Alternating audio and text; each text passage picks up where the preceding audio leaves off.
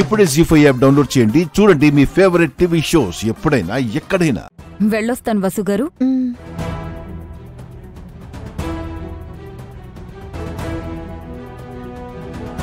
అనవసరంగా ఆంటీకి ఎక్స్ట్రా పని పెట్టావు.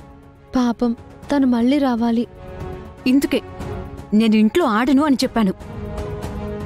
ఆ నందిని ఈ బన్నీ కలిసి ఆవిడ పేపర్స్ అన్ని పాడు చేశారు. పాడు చేయడం తప్ప వీళ్ళకి వేరే పనే వచ్చి శివాని. అన్ని నాశనం చేయడమే వీళ్ళ పని. ఇప్పుడేం నష్టమైంది దమయంతి? ఎందుకు నిందలు వేస్తున్నావు? ఈ బన్నీగాడు ఆవిడ పేపర్స్ పాడు చేశాడు కదా. పాడాట్లు ఇంట్లో ఆడకపోతే ఏంటి? బన్నీగాడి కంటే బుద్ధి రాలేదు. ఈ నందినికేమైంది బుద్ధి?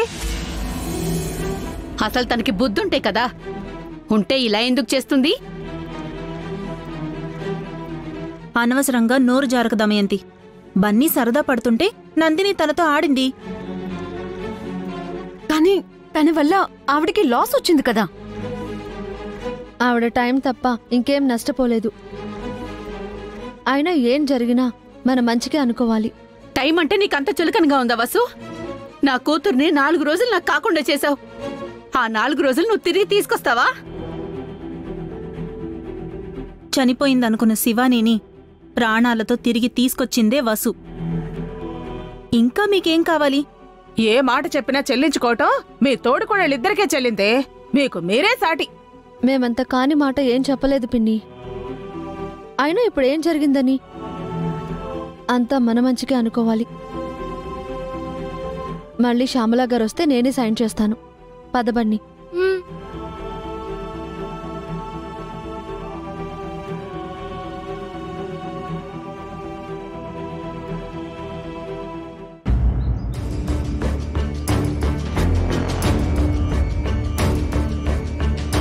మేడం వెళ్ళి చాలాసేపు అవుతుంది, ఇంకా రాలేదేంటి? మా వసుకి డౌట్ వచ్చి సంతకం చేయటం ఆపేసిందేమో. మేడం అంత ఈజీగా దొరకరు.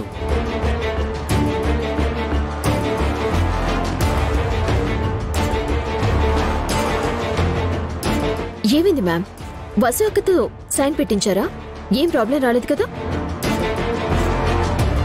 పేపర్ సేవ్ మేడం, ఏదైనా సమస్య వచ్చిందా? మ్యామ్ వెళ్ళాక ఏ సమస్య ఉండదు. ఎందుకంటే ప్లాన్ నాది.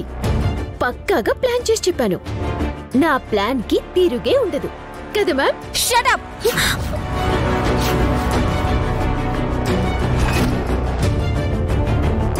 ఏం జరిగింది మేడం? వసుంధరాదేవి సైన్ చేయనందా? లేదు, వసు సైన్ చేసింది. మరి ప్రాబ్లం ఏంటి మ్యామ్? లాస్ట్ మినిట్ లో ఆ బన్నీగాడంతా స్పాయిల్ చేసేశాడు. సంతకాలైన డాక్యుమెంట్స్ ని సర్వనాశనం చేశాడు. ఆ పిల్లాడు తెలిసి చేశాడా, తెలియక చేశాడా మేడం?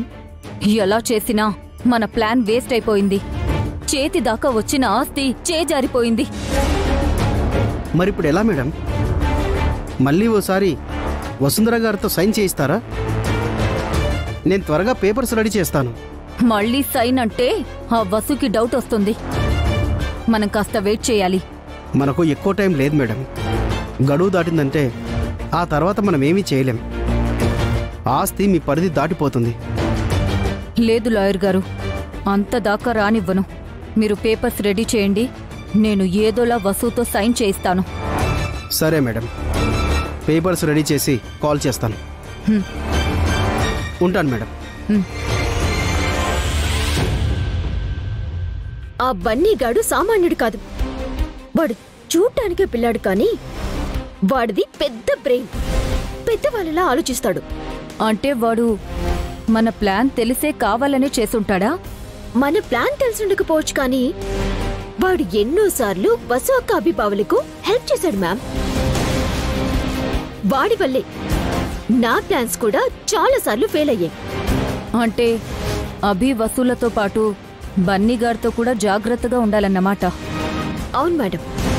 అభిబావ వసు అక్కలు ఎంత డేంజరో, బన్నీగాడు కూడా అంతే ప్రమాదం. ఒక్కసారి ఆస్తి నా చేతికి రాని అందరికీ నేను ప్రమాదాన్నవుతాను.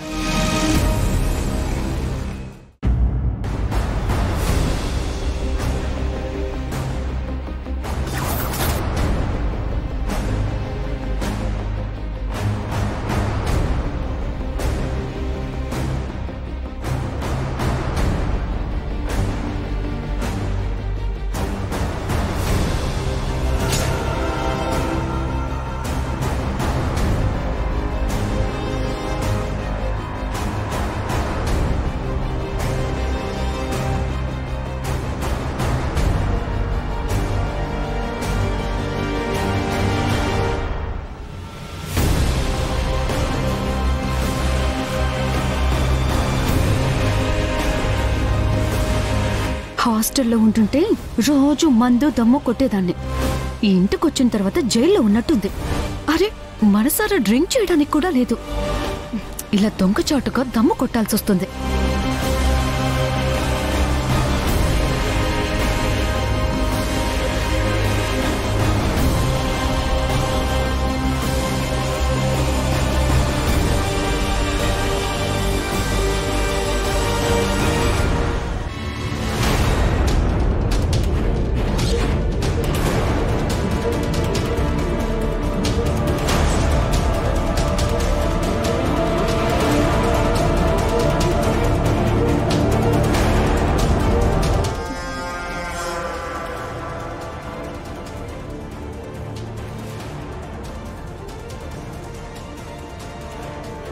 అక్క, మన ఇంట్లో ఎవరైనా సిగరెట్ కాలుస్తారా?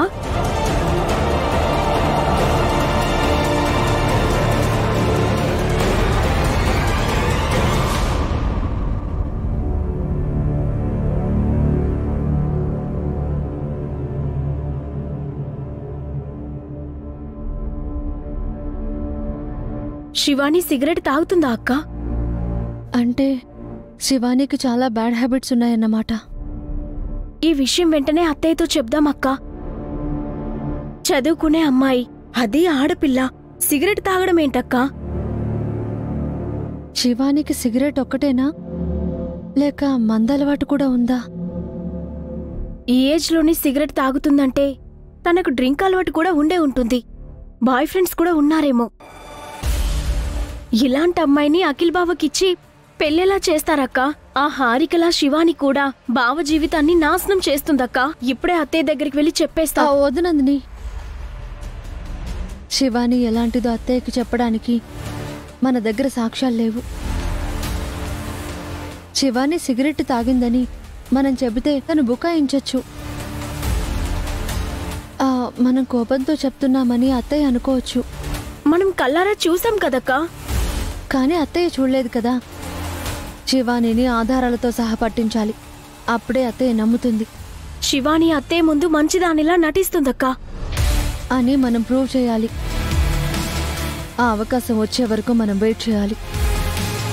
తప్పులు చేసేవారు ఎప్పుడో ఒకసారి దొరుకుతారు. పద వెళ్దాం. జీ5 యాప్ డౌన్లోడ్ చేసి అన్ని ఎపిసోడ్స్ పూర్తి ఉచితంగా చూడండి.